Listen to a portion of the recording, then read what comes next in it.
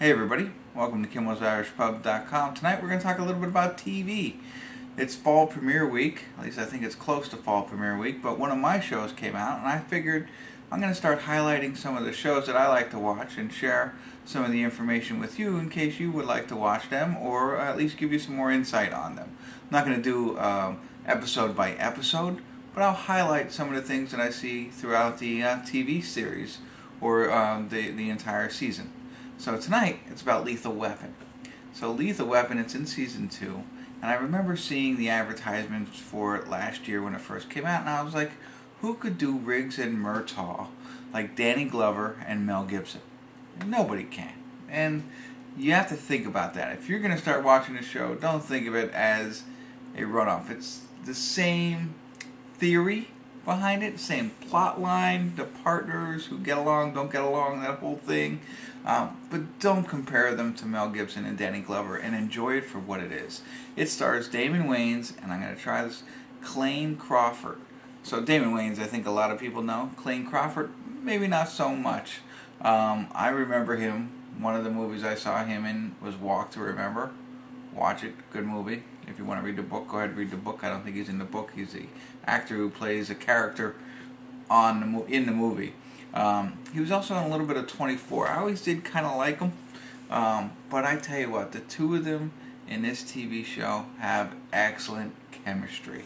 I like Lethal Weapon a lot. I didn't think I would. I don't even know what drew me into watching it at the beginning of last season, but I do. I can't wait for it every week. They work so well together. It is very funny. Again, don't try and compare them to Danny Glover and Mel Gibson. Take it for what it is. Take it for who they are. But you know, the same concept is there. They just work so well together. So now the first episode of season 2, a little bit emotional, trying to catch you up, I guess, on what happened in the off season. You know, there is a storyline to it. It's not just, you can't just pick it up in the middle. I mean, you could. Don't get me wrong, but knowing a little bit of the storyline helps. One of the things was in the movie, so if you haven't watched Lethal Weapon yet, Riggs' wife dies in Lethal Weapon, the actual movie, and that's part of the theme here. One of the things that I thought was interesting, not going to be a spoiler alert, but he's starting to get over the death of his wife, I think, but he goes to her grave and he buries his wedding ring in her grave. Very sweet. I don't know if that's something I would do. I'd be interested to know what you think. Was that something you would do if your wife, God forbid, would ever pass away or move on? Is that something you would do? That struck me as interesting. Not something I would do. But anyway, enough of that. Let's talk back about Lethal Weapon, the TV show, and how funny it is. It is funny. I enjoy it a lot. You know, there's a lot of unbelievable stuff that happens and how they solve the crimes and they chase the criminals.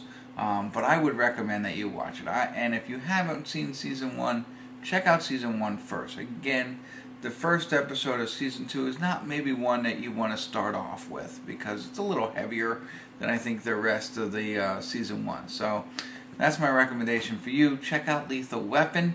And after you're done with season 1, jump into season 2, and I think you'll have a good time. Hopefully this was helpful for you. Love to hear your comments. Let me know what you think. See you next time. Kimmel'sIrishPub.com.